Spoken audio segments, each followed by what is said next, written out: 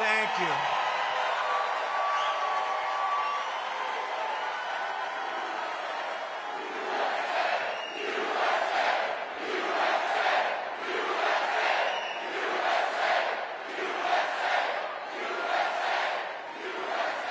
Well, thank you very much. And a very big hello, Arizona. We love you, Arizona.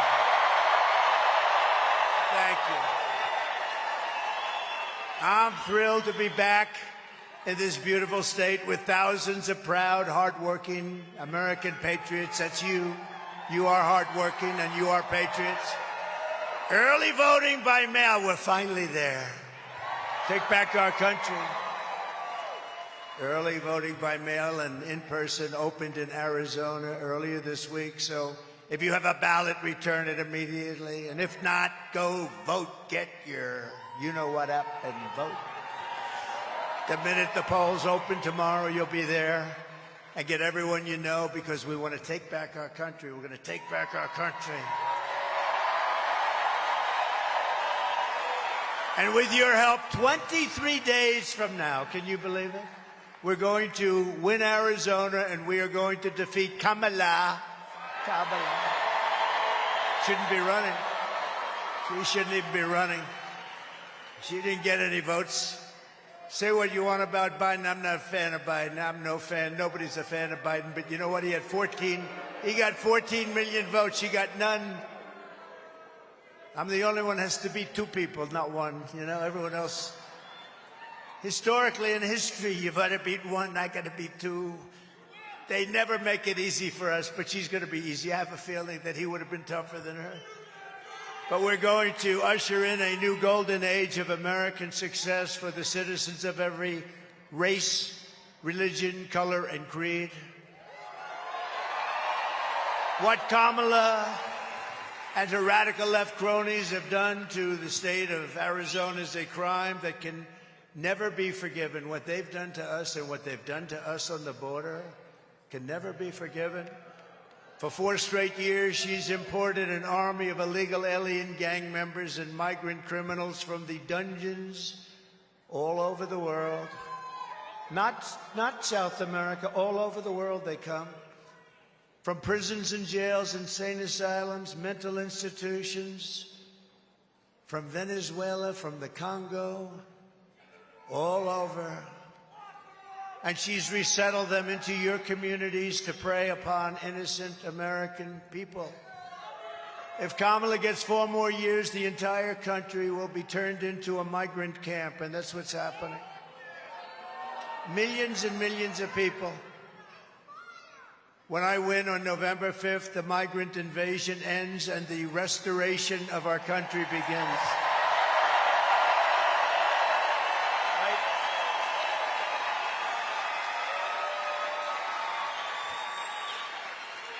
One of the deadliest and most vicious migrant gangs that Kamala has imported into our country is the savage Venezuelan prison gang known as Tren de Aragua.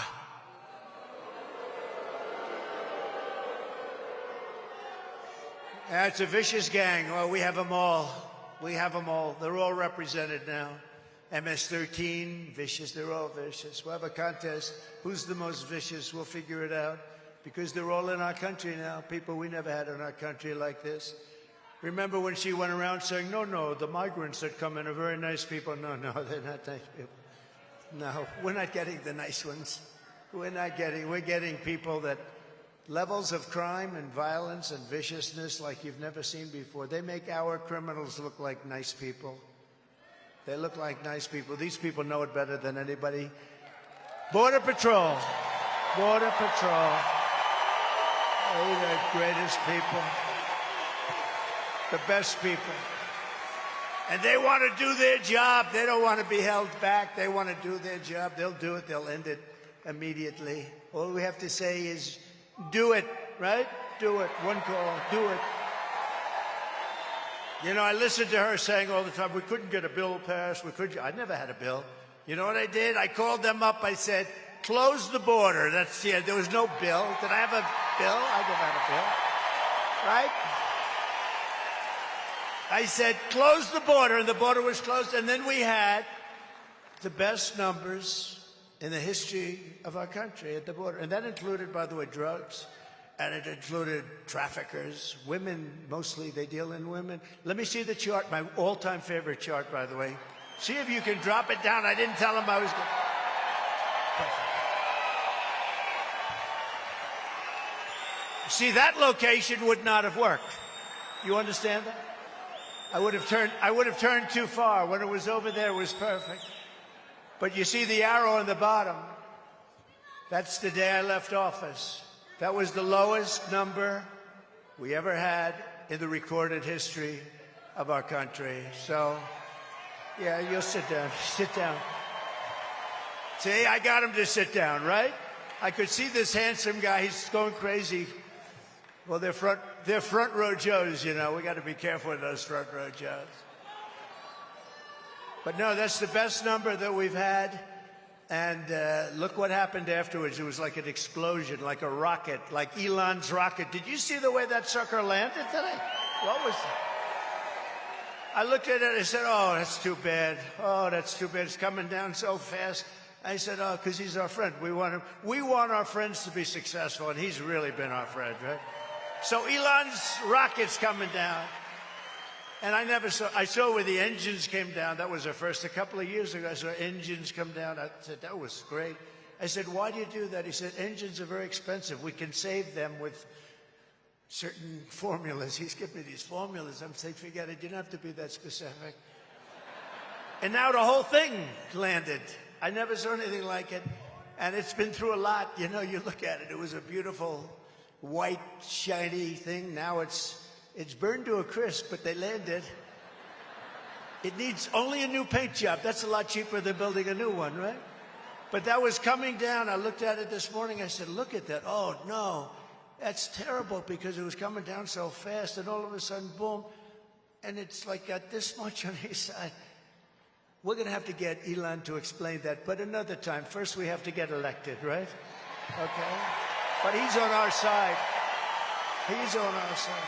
You know where he is today? He's in Pennsylvania campaigning for us. Not me, for us. Can you believe it? And he's a great guy. He endorsed us. That was a great endorsement. We had Bobby Kennedy. We have so many great endorsements. Tulsi, great. Tulsi Gabbard. We have so many endorsements. We have endorsements. I could stand here, read them all night long. You know, we had endorsements, the 300 biggest people, plus biggest people in the administration, national security people. Robert O'Brien is the one that I think really led the charge. Robert's around here someplace. But he had 300 plus, the biggest people in government, even from other administrations. They said Trump's the greatest president, Trump's the greatest for security, which is true. Which is true. And I said, this is a big story. Wow, this is a great story. I love it. And they put it out, and the fake news didn't pick it up. They don't. If that were, if we have one sleazebag against because I fired him, you know, the only ones, they always go, whenever you fire somebody, they always go against you. But one sleazebag because I fired him, they make it front page news. When I get 319 of the top people in the country, in the world, some of these people, some names in there you wouldn't even believe. I mean, I don't want to get personal, but there were some names in there you would be surprised at, frankly, because I had my little spats. But I appreciate it. No, it showed that there's a certain love of a country when they do that. I really mean it. And Robert, I want to thank you and Rick Grinnell and all the people, because that was beautiful. But when I saw that list of the best names, the biggest names in national security and security generally and law enforcement, I said, this is a big story. Well, that's great. And I looked up the next day, I looked at the newspaper. Didn't make page one. That's 2, 3, 4. It never made the newspaper. But that's the way they treat us. And we're leading in the polls. How come you're leading in the polls and you can't? How the hell does that work? How does that work?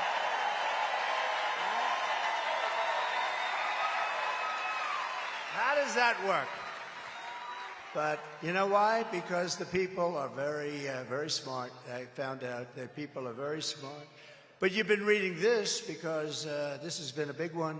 In Aurora, Colorado, you have a very weak governor. He's totally beside himself. He's a radical left Democrat.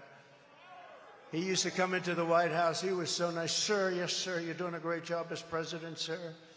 And now he says only bad. You know, that's the way it goes. It's a tough business. It's a nasty business. But in Aurora, Colorado, and communities in all 50 states, this Venezuelan gang is terrorizing law-abiding citizens, including taking over the multiple apartment complexes. And let's take a little look at them. They're not nice.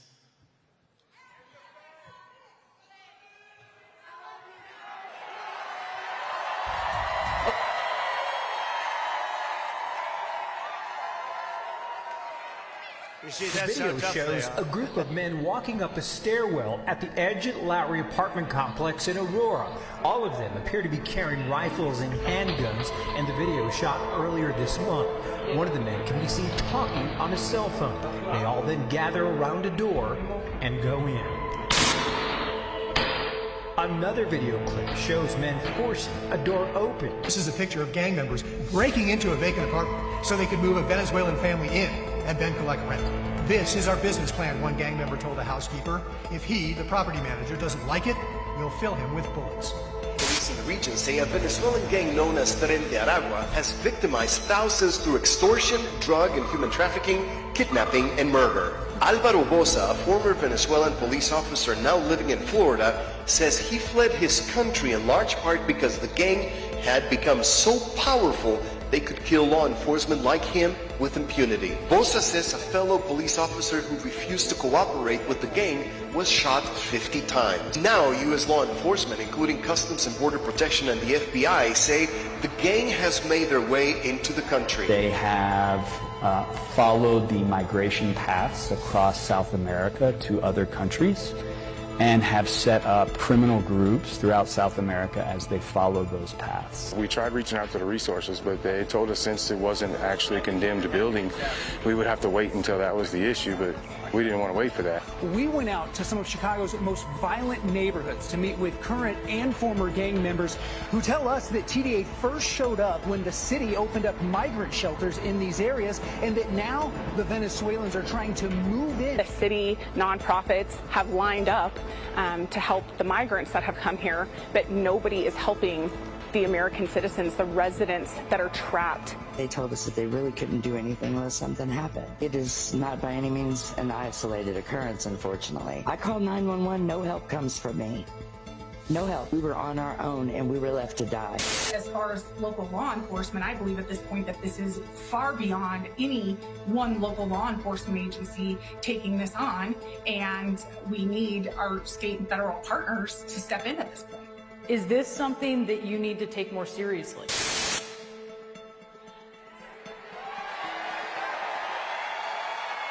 Nice fellas. No, they're in the real estate business. They take over apartments. I do too. I use financing. They use guns. Big guns, like better than our military has. Where do they get those guns? So we're now known all throughout the world as an occupied country. Can you believe it? They said, one of the papers said on another country that we are an occupied country. And you know what? They're not that wrong. But these gentlemen will unoccupy us very quickly. It's really no different than if we had a war and lost the war. But to everyone here in Arizona and all across the land, I make this pledge. November 5th, 2024 will be Liberation Day in America. It's going to be Liberation Day. It's going to happen so fast.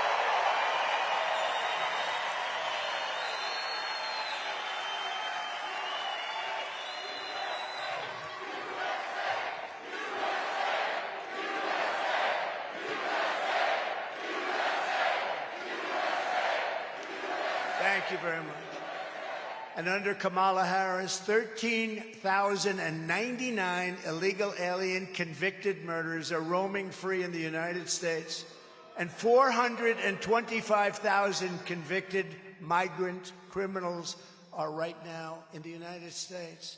But of them, think of this, of them, Of them, 13,099 are murderers, some of many murders, some scheduled for the life they were going to die very shortly. And they said, let's just give them to the United States. What the hell do we have to do the death sentence for?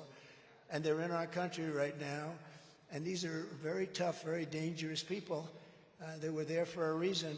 But think of it, many of them committed more than one murder, and we have them now because we're stupid. We have stupid leaders, and we're getting rid of these stupid leaders. We can't have another 4 years where we have stupid, incompetent leaders. So I will rescue Arizona and every town across America that has been invaded and conquered. They've been conquered. They're conquering the towns. And you know, our governors and our mayors and you know, a lot of people can't blame them. I can't blame them. They don't want to bring it up. 2 reasons. Number one, they are scared. They're very scared. Some of them are very scared. The governor of Colorado is scared. Radical left Democrat. If he was a Republican, I wouldn't say that. Even if he was scared, I wouldn't say. No, but he's got a right to be, in all fairness. But you know where they are? All the towns across America, they fly them in now. They fly them in beautiful big Boeing planes. They fly them in. They land in the Midwest. They land all over the place. So it's not just here. They fly them right over the top of the border. They tried to get away with one. 3 months ago, they were getting killed in the polls. So Kamala, I don't use the name Harris because nobody knows who Harris is. I say Harris. Everyone said, who the hell is Harris? I don't know what it is with that name, but it doesn't catch on. Can you believe Kamala catches on better than Harris? Who would believe this? But Kamala was flying them in, and she didn't want to tell anybody. She wanted to keep it secret, but we saw planes all over the place. They're flying them in by the hundreds of thousands, and they don't have to report that. They don't have to report it. These people are sick, and we're going to stop it. We'll put these vicious and bloodthirsty, and that's what they are. They're bloodthirsty criminals. We'll put them in jail. We will get them out of our country. We'll get them out fast. In Texas last year, an illegal alien released into the United States by Kamala was charged for sexually assaulting, strangling, and murdering a 12-year-old girl. You read that one. That was one of many, one of many. There's so many now.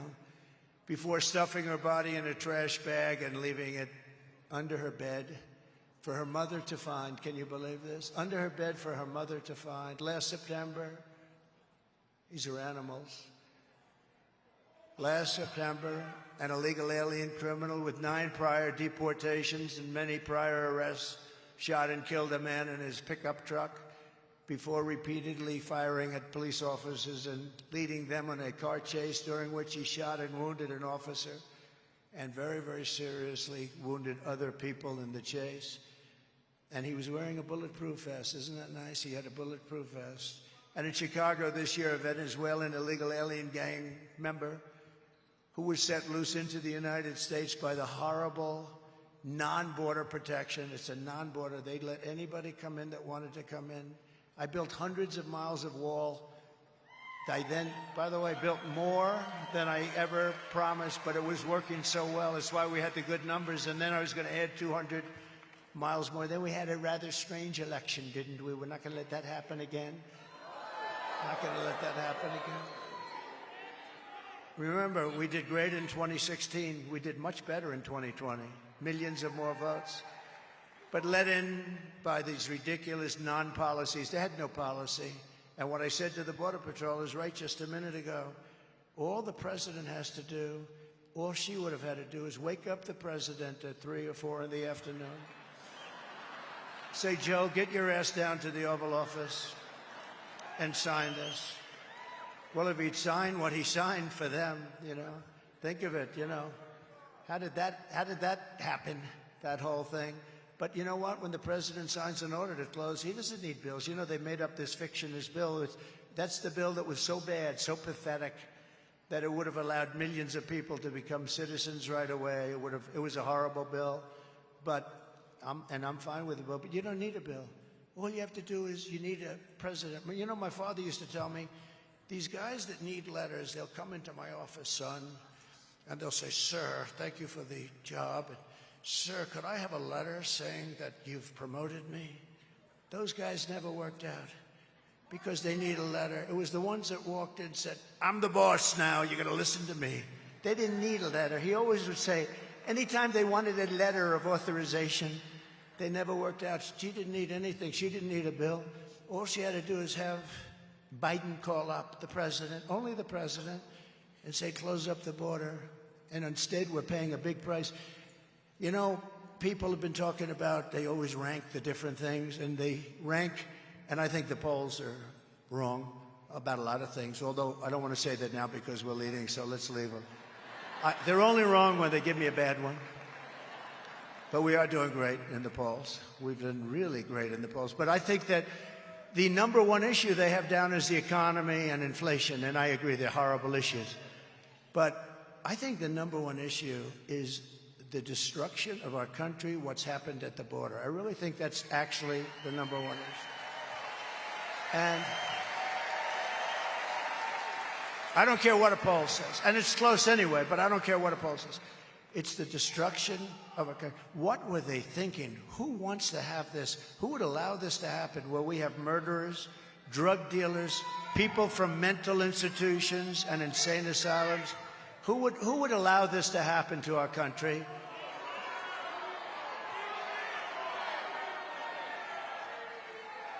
This thug, led in by Kamala Harris, was arrested for shooting a 27-year-old woman multiple times, leaving her riddled body all full of bullet holes behind. And I cannot believe how they allowed this to happen to our country. It's happening at levels that I could recite crimes all day, all night for weeks. And this is just the beginning, because this is a new phenomenon. And I told you about this phenomenon. It's called migrant crime. It's a new category of crime, and it's probably the most vicious crime of all, because despite the fact that she said, oh, these are lovely people, they don't commit crimes. No, these are among the worst criminals anywhere in the world, and they come from all over. A huge number is coming out of jails in the Congo, because what's happening is countries and continents, but countries are releasing their prison populations into our country. And you know what? If I headed up any one of the countries we're talking about, I would have done the same thing. I would have done it even faster. Because who the hell can blame them? Who can blame them? In Venezuela, their crime is down 72% because they've taken the street criminals, they've taken the drug dealers and the drug lords, they've taken all of these people and they've busted them into the United States, and their crime is down now 72%, and it'll go still further because they haven't gotten them all out. But they're coming, and they've taken their prisons, and their prisons are way down, lowest number they've had in many, many decades, because they've moved all of their prisoners, and these are hardened people. They know better than anybody who they are. They know who they are without knowing who they are. And I will tell you something, what they've done to our country, they've emptied out their jails and prisons of the toughest people anywhere in the world, and they've dumped them into our country. And we're not going to take it. We're not going to take it. We're going to get rid of these people that allowed this to happen. We're going to get rid of Kamala and Joe. My message to the American people is very simple. No person who has inflicted the violence and terror that so-called border czar, she doesn't want that name anymore. She said, I'm not the border czar. Well, she was, but it doesn't matter if you call her border czar. She was in charge of the border, so call her whatever you want. She doesn't know anything. She can't answer the simplest question. She goes on these shows, and they're softball after softball, and ends up in a scandal every time she opens her mouth. You know, we had 4 years of that. We had 4 years of that. And, you know, in his case, he developed. She was born that way. And it's violence and terror that border czar Harris has unleashed on our country can never be allowed to become the president of the United States. Our country can't tackle it. Anyone who would import criminal gangs to occupy America cannot ask to be president. Anyone who orchestrated an invasion of America cannot lead America. Kamala Harris's reign of terror ends the day I take the oath of office.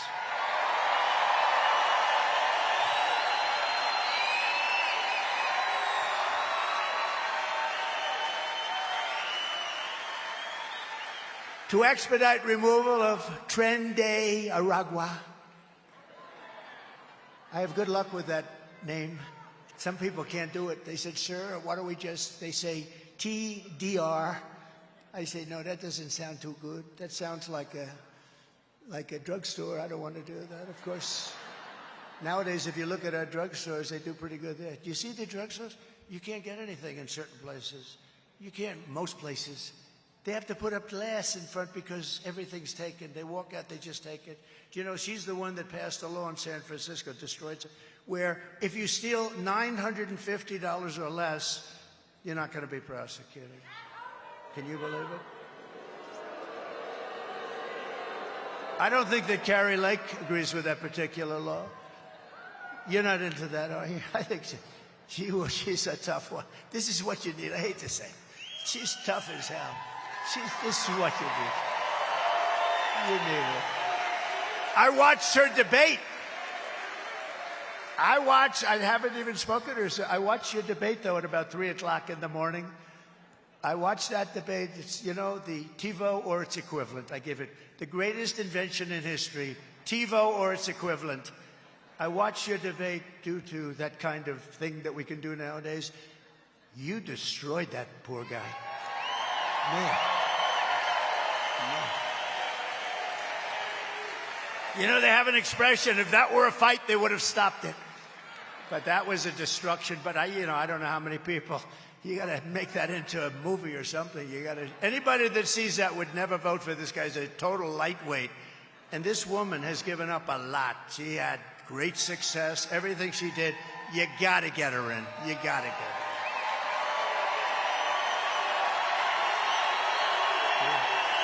True.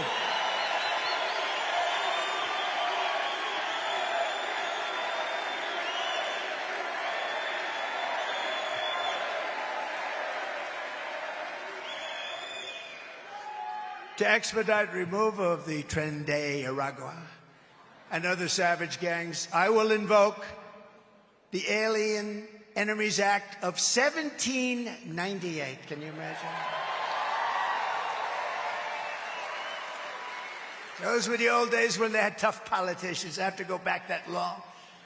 Think of that, 1798. Oh, it's a powerful act. You couldn't pass something like that today. Today we're politically correct.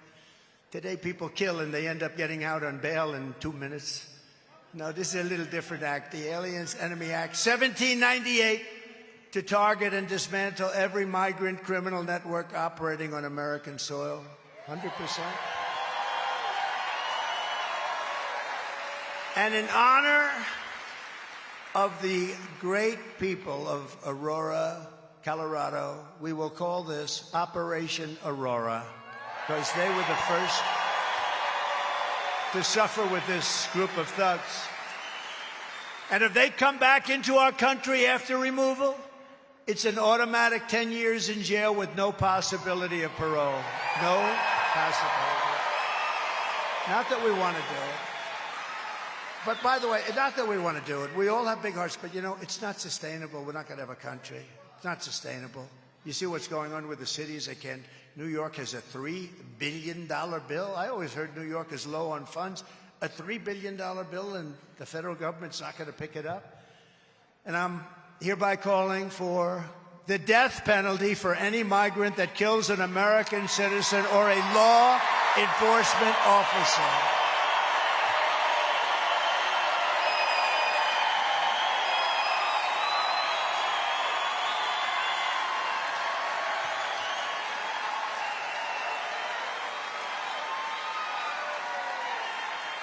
Thank you. They kill an American citizen or a law enforcement officer.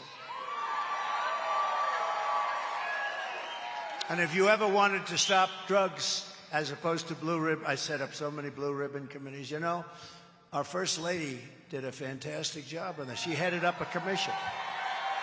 And she got the number. And by the way, she wrote a great book. Go buy it. It's called Melania. And she says very nice things about me. I was worried. I wouldn't have.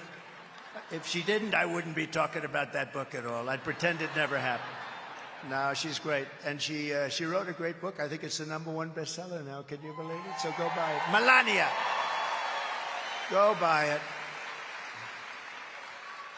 But Kamala's actions as the border czar are especially egregious. It's a betrayal of the brave men and women who devote their lives to securing our borders. They are treated so badly, so badly. They are treated so badly. It's so horrible. They're heroes, but they're not treated like heroes. But you know, I tell them all the time, the people know you're heroes. It's the radical left lunatics that don't treat them properly. I call them the heroes of ICE and the heroes of Border Patrol. They're incredible. And these courageous patriots, they risk their lives to keep America safe and our borders secure. And then Kamala came along and demanded that they aid and abet the invasion of our country, which really is what they're told to do, which they have dedicated their lives to prevent. And they are not happy. And she only bothered, if she only just did this, all she had to do is go to the border for the first time. You know, it took her, what, 3.5 years to go there? And then she went to a place that I'd love to go for dinner sometime with you people. She never went. She didn't go to the border for the whole time. It was a great insult. And I used to call them all the time. In fact, they thought I was a pain in the ass. I'd call them, how's the border going, fellas? How's it going, Art? How's it going, Brandon? How we doing? Paul, how we doing, Paul? How's the border, Paul? They would get my call. They say, this guy, he's crazy. No, I was not crazy. I want to have a strong border. And that's why we had that beautiful chart. My favorite chart in history. I sleep with it. I kiss it.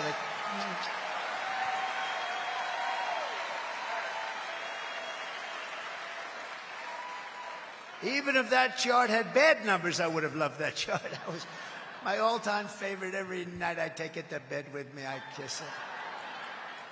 But today I'm honored to receive, and this was an honor that I didn't know about till very recently, the endorsement, because it's very hard for them to do this, you know? It's very hard for them to do this.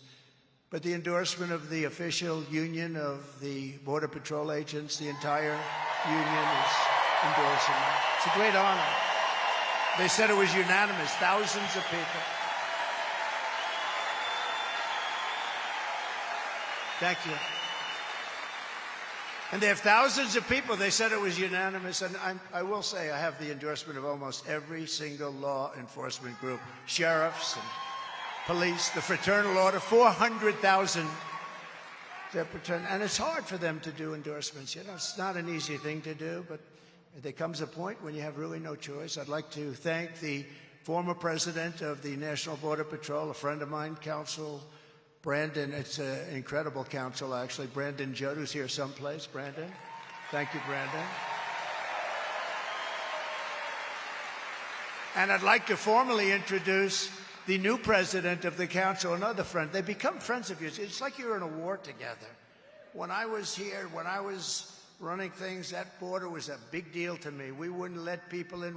We had a year, would be 2019, where they said zero, and I think they were wrong on this, to be honest. They said 0 terrorists came in, 0.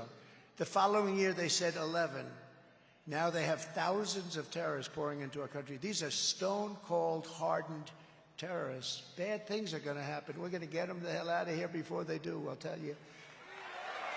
But the new president of the council, another great friend of mine, is Paul Perez. And he joined by a very highly respected man, Art Del Cueto. Art Del Cueto, vice president. And maybe we could ask them to come on up. We're also joined very proudly today by a large delegation of our nation's frontline border agents. These are incredible people. So let's show our appreciation for their unbelievable service to our country.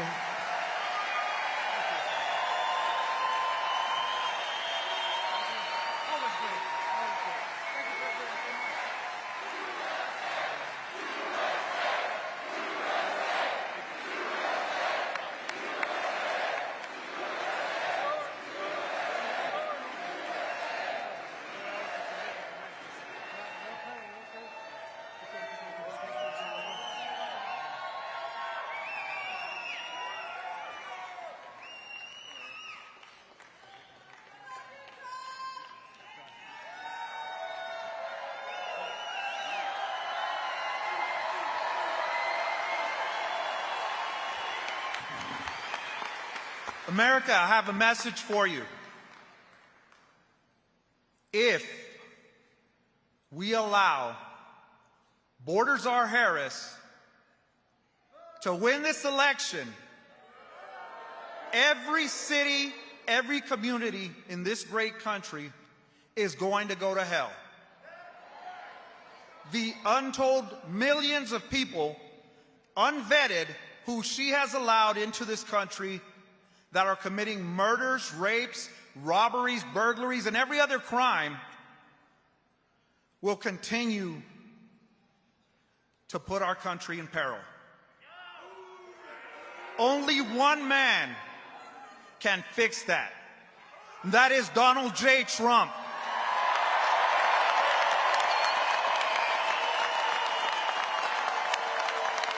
He has always stood with the men and women who protect this border, who put their lives on the line for the country. A man who knows about putting his life on the line for what is right. This November, we have a choice to make. Continue the chaos, allow the criminal cartels to control the border, to allow drugs and fentanyl across our country, or put an end to it once and for all.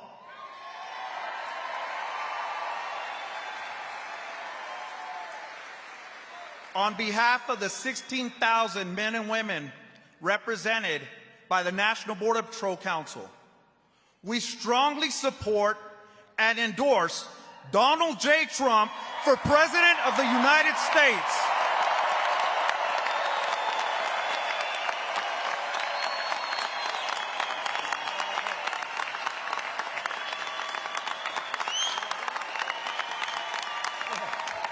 Good job.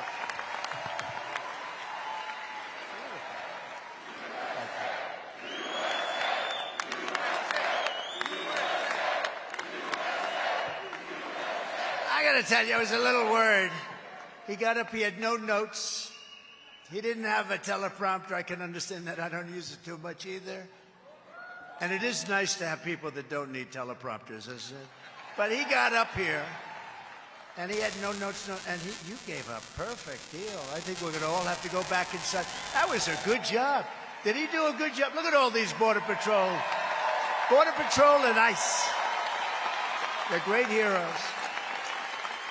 And I want to let you know, Paul, I want to just tell you and everybody, all my friends, I have so many of them in this group. It's an incredible group of people. I will always stand with the incredible men and women of Border Patrol. And today I'm announcing a plan to address the shortage. You know, we have a tremendous shortage because they haven't been treated right. They want to do their jobs. You know, they consider it bad treatment when you're not allowed to do your job, and that's the biggest problem. They don't want people running in front of them. They want to stop them from coming in, and that's going to save a lot of people, including the people they're stopping.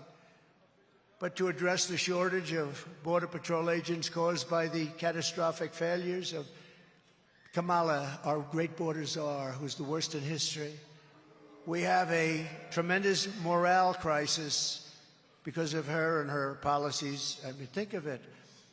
Not one of the leaders, you have all the leaders up here, you have all the leaders in the room, you have Brandon right over there, was a leader for a long time, brilliantly the leader, never got a call from them. Not Biden, he was sleeping, and not her. No, not her, she never called. Never once. I saw this, I didn't ask them, I saw this, and a reporter asked, Paul, have you ever been called? No, I haven't. How can you do that? Most important thing. It's the fabric and lifeblood of our country, and they're destroying our country, and these are the people in charge. So there's a big morale problem, and she ruined the jobs of a lot of these border agents. They went after people, remember? With the horses. Do you remember that? Do you remember? That was a terrible thing. It turned out that they were totally wrong, but they went after a lot of other people, very innocent people. They go after those people, but they don't go after the criminals that are coming in to kill.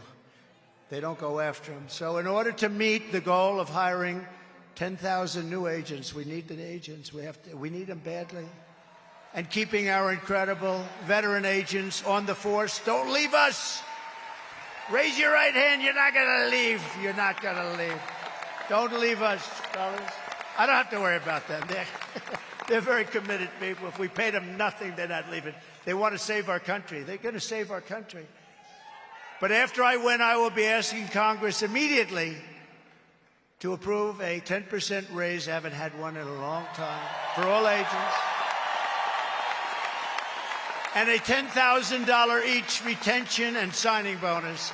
So we're going to retain them. We're going to retain them. It's almost like being a great baseball player or football player, but not quite as much money, but not bad, right? No, we're going to retain them, and they deserve it. They've been treated unbelievably badly, and the fact that they continue. And you don't hear they're going out on strike. They're going to do this, they don't do that. They would never do it. They're just incredible people. This will ensure that we can hire and keep the Border Patrol agents that we need to keep, and we can also bring in a lot of new ones, really great ones, and we're going to have our choice. I think we're going to have our choice. There's going to be a whole new spirit. This is a group that really needs spirit because they're protecting us, they're protecting our lives, they're protecting our country. So we're going to be doing that.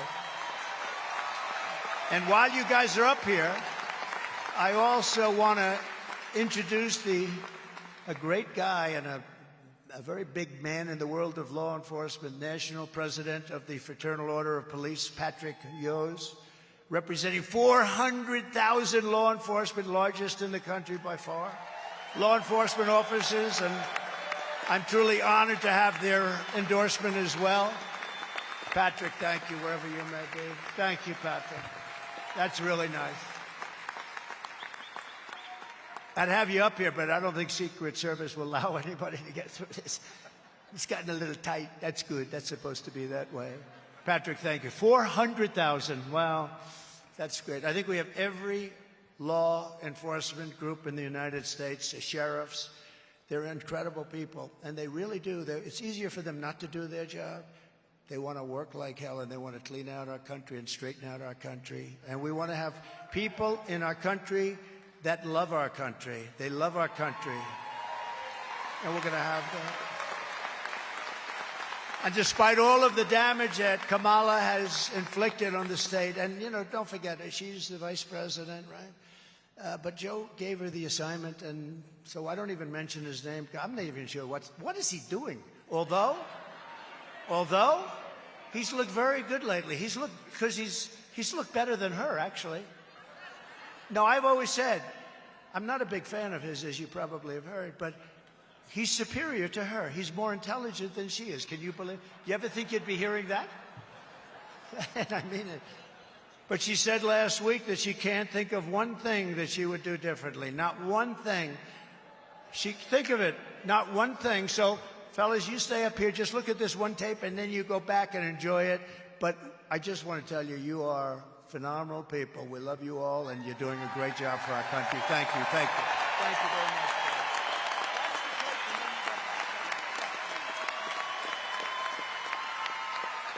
Would you have done something differently than President Biden during the past 4 years?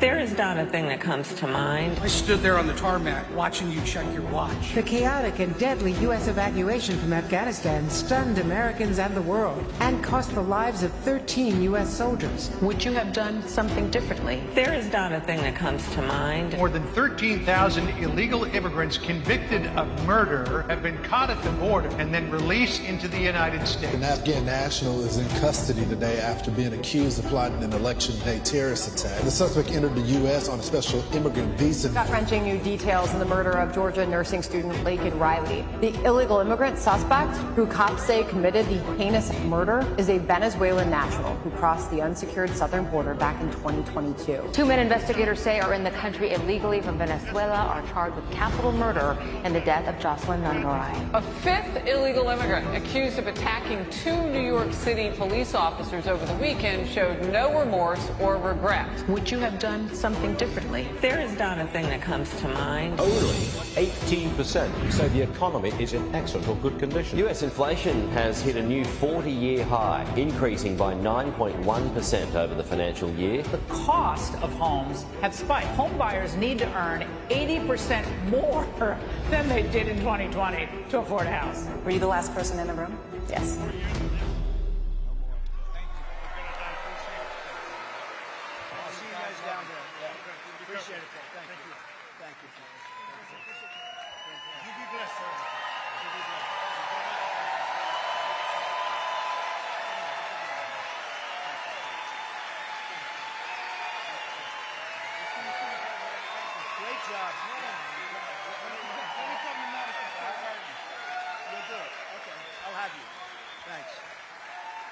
Great people.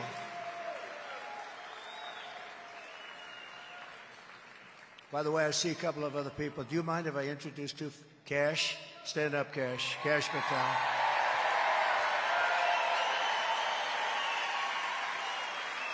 And I spotted him. You had no problems when he was in charge. You know who that is? Sheriff Joe. Sheriff Joe! Oh, stand up. Oh. Brandon, sign him up immediately. Paul, you got to sign him up immediately. Sheriff Joe. Well, you didn't have any problems with Sheriff Joe. He was tough and fair. You know what? He was actually very fair.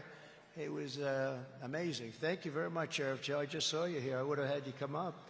But you are a special guy. Thank you. He had a wonderful wife. He just lost his wife a little while ago, but she was a wonderful woman, and she's looking down at you. You couldn't have made her life too easy, I could guarantee you that. But she loved you, Sheriff Joe, so you take care of yourself, okay? Great guy.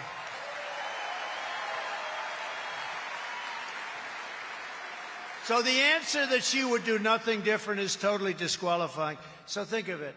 We have the worst president in the history of our country by far. The happiest man is Jimmy Carter because he was brilliant by comparison. His administration is considered now brilliant by comparison. We have the worst.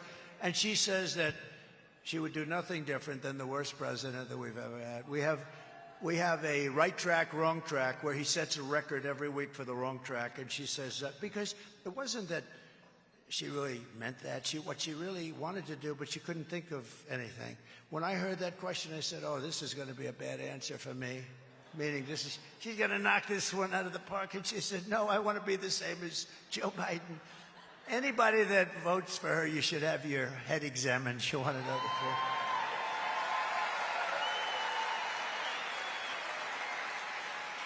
"86% of the country thinks we're on the wrong track. And she says, no, I do everything the same, keep the airplanes flying. You know the worst thing? And I'll bring this up a little separately. 325,000 young children are probably dead or missing, but certainly missing. And they're either sex slaves, or they're dead. Think of the number. It's not 2, which is too many. It's not 100. It's 325,000 lives are probably gone. Their parents will never get to see them again. And these are people that she allowed just as if she had a gun in her hand, okay? And for that woman to be running for president is a disgrace, and everybody knows it. How can you keep someone who's stated plainly and clearly that she will change absolutely nothing from Biden? Kamala is turning us into a third world nation. Weaponization. How about the weaponization? I've been investigated more than the great Alphonse Capone, late great. Do you guys know Alphonse Capone, Scarface? This is a rough guy. I don't know. He may be even too tough for Paul. I don't know, Paul. This is a tough one. Alphonse Capone, Scarface. I've been investigated more than Alphonse Capone. It's called the weaponization of the Justice Department, and we've never had it. This was a third world, happens all the time in the third world, banana republics. It happened in the United States, and can you believe I'm leading? Who the hell, where did it happen where you're leading? Because the people get it, they get it. All my life, I never had a problem. Now my beautiful parents are up in heaven. I think they are. Even my father made it there. He could be rough, but I think because he was a good person, strong, tough, but he was a good person. My mother, guaranteed. She's a guaranteed. But they're up there looking down. They say, how did this happen to my son? You know, I could have been on the most beautiful beaches in the world right now. I could have been enjoying a life, the waves smacking me in the face, my beautiful mane of hair blowing in the breeze. No hairspray, no hairspray necessary. The most beautiful places in the world. I own some of the greatest clubs. I could have had the greatest life. But I'd rather be in Arizona with you and these people all day long because we're going to make America great again. Right? Right?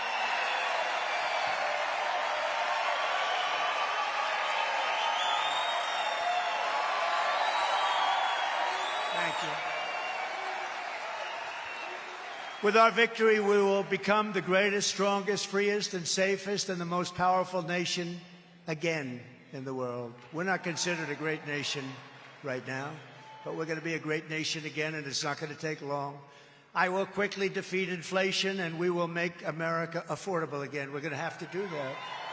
It's not affordable. And you know what people bring up more than anything? Simple things like groceries. They say groceries. Who would think that? Groceries. But they bring it up. Cars. They do a lot of different, everything basically. Look, we had the worst inflation, I think, they say in 48 years, I think ever. There's never been anything like it. And they don't even put the really bad, like as an example, we had interest rates at 2%. They went up to 10%. Well, they don't include that. They don't include many things. And by the way, at 10%, you can't get the money. So obviously it's much higher than 10%. For all of the working people struggling under Kamala's inflation nightmare, we will have large tax cuts for workers. We're going to have beautiful additional tax cuts, including no tax on tips. No tax on tips. No tax on overtime. And no tax on Social Security benefits for our seniors. And you deserve it.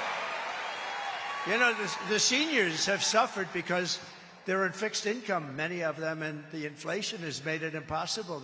Everything they've taken in, and it's just gone. They're wiped out, and we're not going to do that. We're not going to allow that. Then they're supposed to pay tax yet. By contrast, Kamala Harris is known as the taxing queen. She loves taxes. She's the only one I've ever seen. She campaigns on the fact that she wants to give you a 70% tax increase.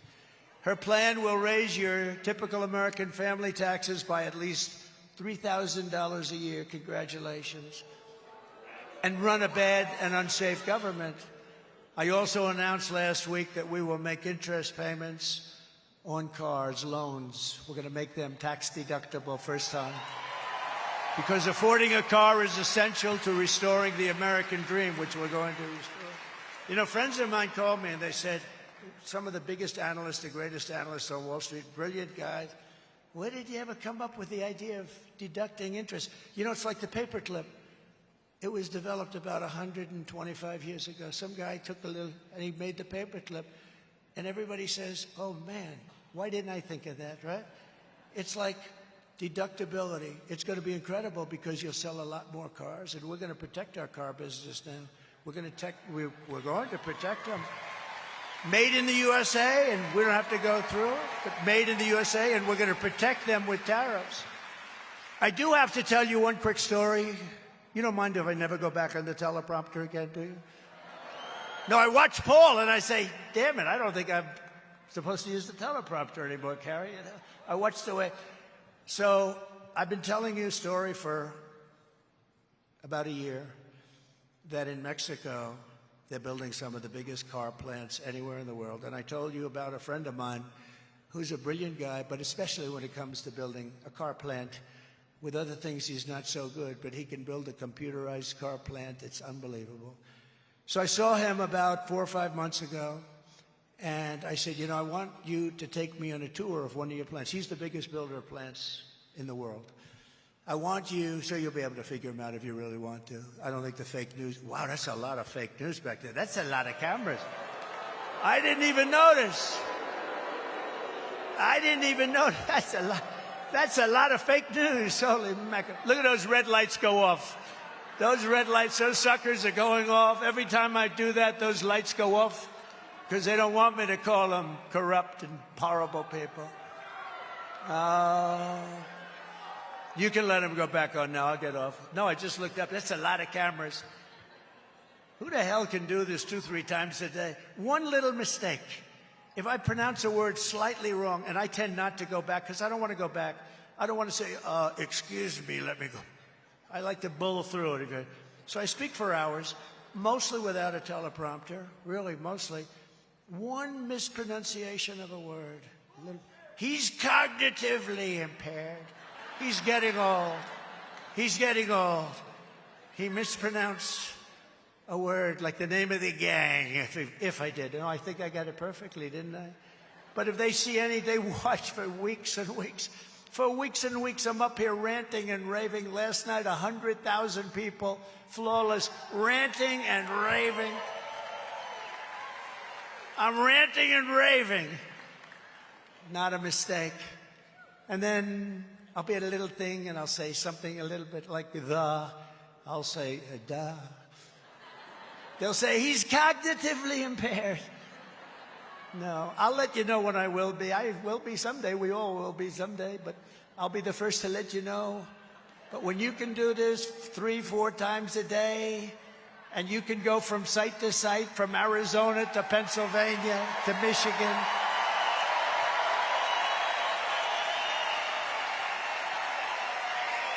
right? And then you have some little writer at the New York Times. It's been really bad lately. They follow every single word. Did he get, wait a minute.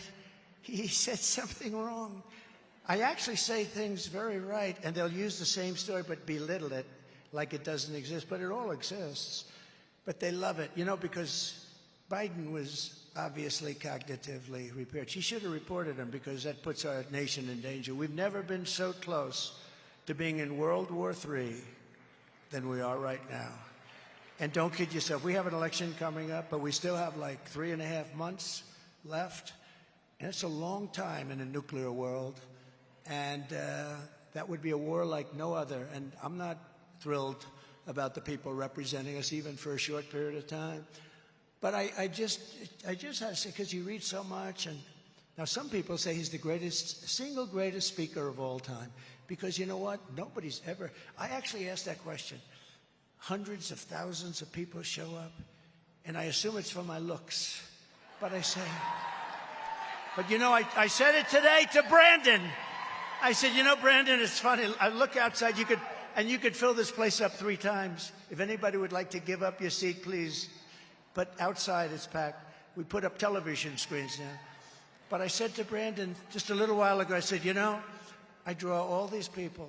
I don't think I've ever had a story that Trump is a great speaker. I hear about great speakers like Churchill. I hear about a lot of great speakers.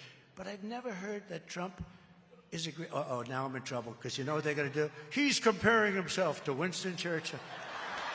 No, that's what they'll do, Andy, right? That's what they'll do. They'll say, oh, he's comparing himself. He was angry about... No, I've never had a story that I'm... And there's a reason these crowds are coming. And someday they're going to figure... She said, because we love you, and I love you too. That's why I come. She said that. How good is that? Where is that woman? Stand up. Oh, stand up. Look at her. Wow. I would say that's beautiful. Is she your wife? You know what? I would say she's a beautiful woman, but if I did say that, my political career, you're not allowed to say that. So I'm not allowed to call you a beautiful woman, but she is. So, I'm crazy what's gone on. Have to be politically correct nowadays. And we're going to have something about our military talking about being politically correct, because we have a great military. I knocked out ISIS. I knocked out ISIS so fast. I knocked out ISIS so fast to bring jobs and factories and wealth racing back to our shores. we will have a 15% made in America corporate tax rate. Now, you have to understand, I brought it down from almost 40%. And these are corporations. They don't have to be in our country. You know, in the old days, they'd move from state to state. Now they move from country to country. Every country wants our corporations. So we have to treat them good. Kamala wants to take their taxes and raise them. And you know what they do? They'll say, that's okay. Let's go to Ireland. You know, the pharmaceutical industry moved to Ireland. Let's go to Europe. Let's go to Asia. Let's go to China. They want them so badly. So I moved it from 39, almost 40%, down to 21% and got it approved in Congress. But that doesn't make us great. It makes us good. It makes us competitive, sort of more than competitive. It was good. We had the greatest economy in the history of our country when I did that. We took in more revenue at 21 than we did at 39, which was amazing. People were pouring in. But here's what we're doing now. I'm moving it down to 15%, but only for those people who make their products in America. And in other words, a company, and by the way, you're going to see companies pouring back into our country. Somebody said, what are you going to do about the debt? We have a lot of debt, you know, a lot of debt. And we were doing this, and then we got the China virus stuff, and that came out of nowhere. And we had to focus on that because people, and I wasn't really, I mean, other countries suffered so badly. Other countries, proportionally, they suffered worse than us. You know who suffered worse than us proportionally? It's China. So, you know, it's like one of those things. But, so we had to focus on that. We did a great job on that. We never got credit.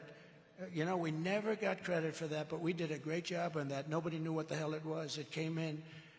I mean, you know our famous operation. They call it Operation Warp Speed. Operation Warp Speed gets military credit for being one of the most incredible things that they've ever seen, distribution of things. But we did a great job, and we got that. We handed over a country that was better. The stock market was higher than it was just previous to COVID coming in. So we did a great job. But we were in the process of doing this, and a friend of mine called up from Wall Street. He's considered a brilliant analyst. He said, like the other one, he said, where did you come up with the idea of taking it down, but only for companies that make their product? He said, that's a great idea. Can you imagine? You have all these 185 IQ people on Wall Street. That's sort of the ultimate. I think they say, you know who the smartest person they say in history was? Albert Einstein. He said Trump. I agree with him. He said Trump. My uncle, Dr. John Trump, MIT, 40 years. That's pretty smart. He was smart. My uncle was very smart. He used to tell me things a long time ago about nuclear. He said, someday, son, they'll have a weapon that you'll be able to carry into a building like a handbag, and it will blow up New York City. I said, Uncle John, that's never going to happen. He's the longest-serving professor in the history of MIT, like 40 years or 41 years. Can you imagine? So this is good. Does anybody believe in genes? You guys believe in genetics? These guys have good genetics, too, for safety, and that's all we want you for. We don't want you for anything else. We don't want you for anything else. But for those who... But they were asking me, where did you come up with this idea? It's just an idea. And you only get it if you make your product here, because we want jobs. We want jobs. It's about jobs. It's not about the products. But then we have to protect those companies that move in and the companies that we have. The auto industry has been wiped out. We will have more auto jobs than we did. It's my biggest ambition, have more auto jobs than we did 50 years ago in the prime. We are a tiny fraction of what we used to be, a fraction. And companies are going to move in at a level that nobody's ever seen, but we have to protect them. So how do we protect them? With tariffs. If you don't move your plant into the United States, we put tariffs. You're not going to make your car in China. I already did that, 27.5% tariff. Do you know Biden never took it off? Because if he ever did, it's so much money. But also, if he ever did, our country would be just overrun. We would have a country that was overrun with Chinese cars pouring in, and Detroit would be finished. It's almost finished now. You know, they lost 30,000 workers. They go to the all-electric mandate where everybody has to have an electric car. I have to be very careful because Elon endorsed me. But can I tell you, he understands it. It's not for everyone. What he does is incredible. The car is incredible. What he does, and you know the beautiful thing, he endorsed me. He's in Pennsylvania right now, and I should be there probably. Maybe, I don't know. Well, I hear we're leading so much. I hear we're leading in your great state by so much. But I said, nope. We're going to be here. We're going to do it just the way we want to do it, and we're going to be in Pennsylvania a lot over the next 3 days. But he never once said, and you know, this is a tribute, but look at the rockets coming in. He never once said to me, would you do me a favor? Could you lay off the electric car? No, the electric car is beautiful. It's great, and it's got a great market. It's going to do great. They're all going to do, I think it's great, but not 100%, because they're going to be made in China, most of them, because that's where we have a thing under our feet. It's called oil and gas. I call it liquid gold. So if you don't mind, we'll use that. And we're going to have hybrids. We're going to have electric. We're going to have everything. We're going to have gasoline-propelled cars. We have one other thing. You know about the new one that's come along? Does everyone know about hydrogen? We have a new technology that's coming along. It's coming along beautifully, Cash. It's coming along beautifully. It's hydrogen. It has one minor problem. It blows up. And when it blows up, and it doesn't happen often, like maybe one car a day. And when it blows up, you are unrecognizable. They call your wife, would you please come down to see if this is your husband that's laying next to a tree? And the wife goes over and said, no, I don't recognize that man. He's gone, whoever the poor guy is. No. So I'm not going to go heavy into hydrogen, if you don't mind, but electric and all. But we want to do this. We want to have, we're going to move so many car companies are going to come back. They're going to come back from Germany. They're going to come back into our great country. And I will tell you that we will have a golden age. It just started. We have a golden age. And you know, if you look at the Teamsters, did you see the Teamsters? They voted. The rank and file voted for Trump. The firemen voted for Trump. The policemen and women voted for Trump. Amazing. The firemen and women hadn't voted for a Republican ever. It goes back a long time. Firemen and women, that goes back a long time. They voted for Trump. Can you imagine? The rank and file. And the Teamsters, I don't think they ever did either, but they voted for Trump. We got 61% of the vote. 61% of the vote. So there's something happening. It's changing. You know, I watch these people talking on television. They say there's a change, and there is a change. You know what the change is? They want to see our country be great again. They want to make America great again, and they're seeing it. And they want to see our country be safe, too, and it's going to be safe. Because of them, it's going to be safe. So for all of this to happen, the car companies come back, our country be safe, Arizona must get out and vote. You got to get out and vote. That's all I don't want your money. Don't give me your money.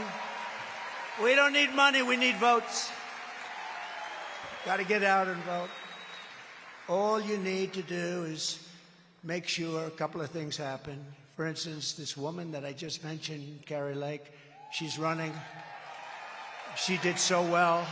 She's been an incredible candidate. If you looked at their last race, that was a great race.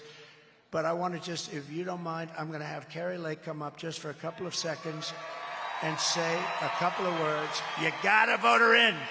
You got to vote her in.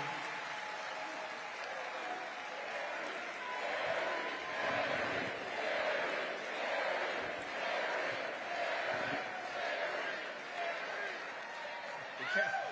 Be careful. I said, be careful, Kari, because that blows it. Yes. If you fall, that blows it. We love you. Mwah. Oh, my goodness, do we love this man.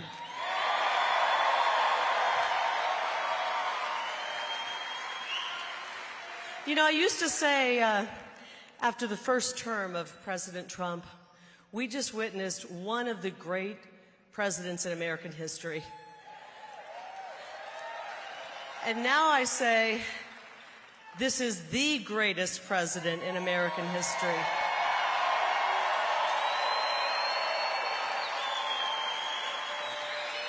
But I think it goes further than that. I think we are in the midst of one of the greatest leaders in human history, and his name is Donald J. Trump. This guy right here.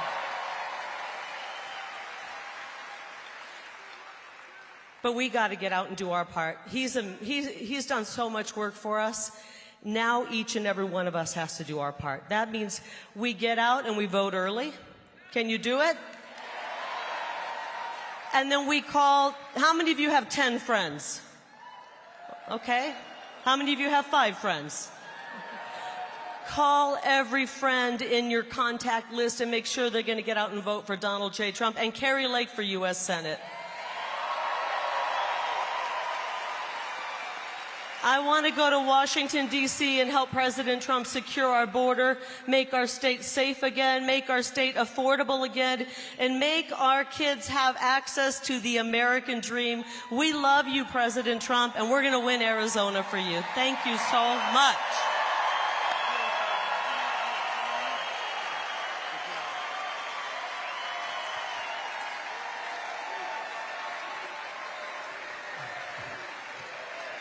Thank you very much. Carrie, thank you. Yeah, she's great. She loves the state. She wants to see a very safe place, and that's going to happen. So thank you very much, Carrie. We're also pleased to be joined by Senator Mike Lee, a fantastic guy. Thank you, Mike. Thank you, Mike. And also we have members of Congress. They've become such friends of mine. For whatever reason, I like these members a lot. From your state, Andy Biggs. Thank you. Warrior. He's a little on the conservative side, right? And that's okay, right? You know what he is? He's on the common sense side. Because that's what I say, we're the party of common sense more than anything else, right? So thank you very much. Great job. Blake Moore. Thank you. Thank you, Blake. Thank you. Celeste Malloy. Celeste.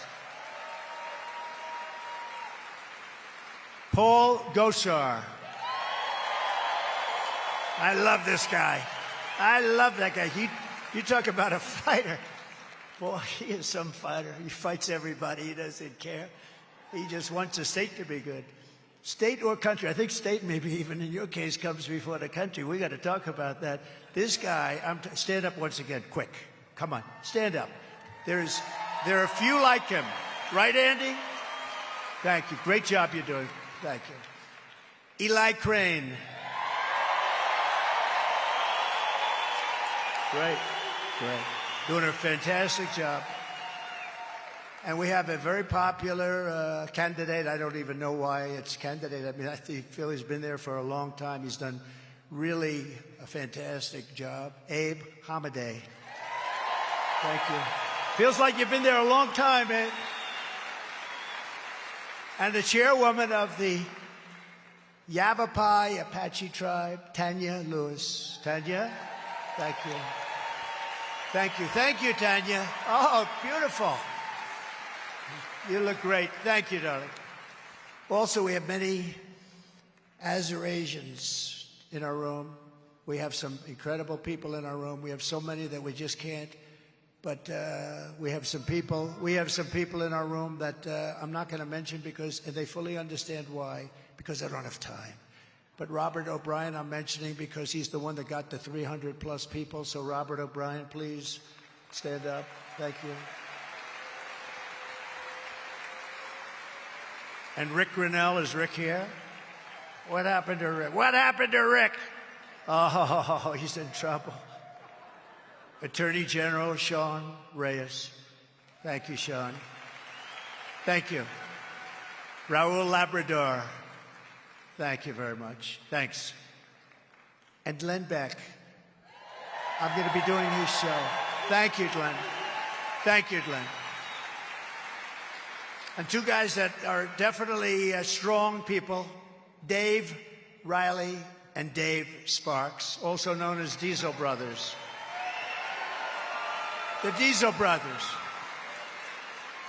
And Gold Star father, Darren Hoover, and mother, Kelly Barnett. They're here, and they're incredible people. I've gotten to know them. Taylor Hoover gave his life in Afghanistan. And thank you both very much. Thank you very much. Great young guy. Should have never happened. Should have never happened. They should have been at Bagram, and they should have done it properly. They didn't do the right job, but We appreciate it. It's great knowing you, too.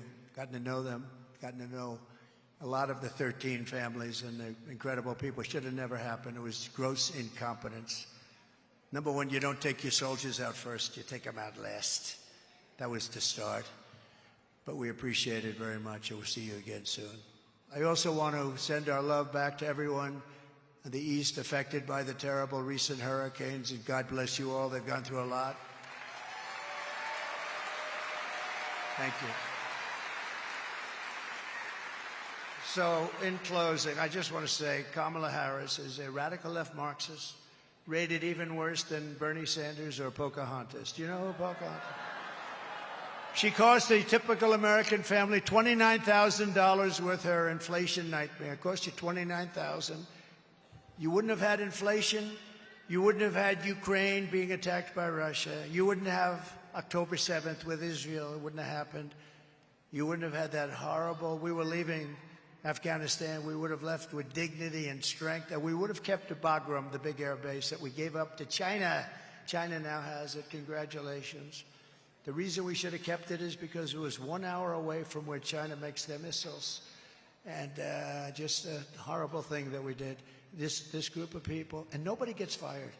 That's why nobody writes books about this guy. Well, number one, they wouldn't be buying them probably anyway. But nobody ever gets fired. Every general in that deal should have been fired.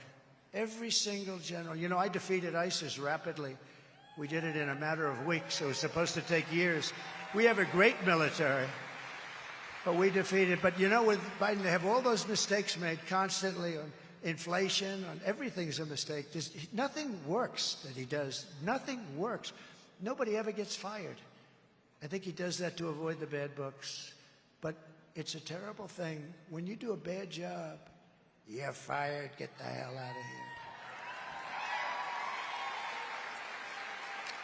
But Kamala was an original creator, I'm sure Border Patrol and ICE would like to hear this, of defund the police. She wanted to have defund the police.